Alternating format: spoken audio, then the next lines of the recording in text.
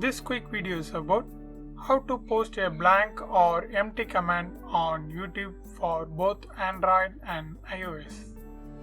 Okay, let's open any browser and type blank Unicode.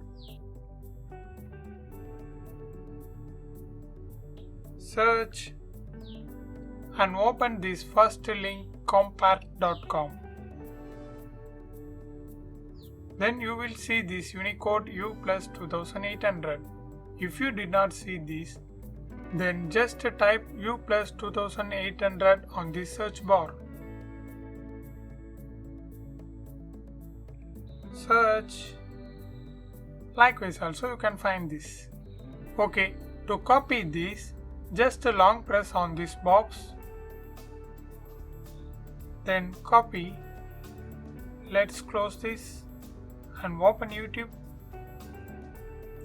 and jump to the video you want to comment. After that, just tap and paste it there.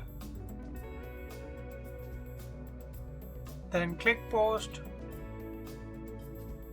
That's it. Now you successfully posted a blank command on YouTube. I hope this video helps. Thanks for watching.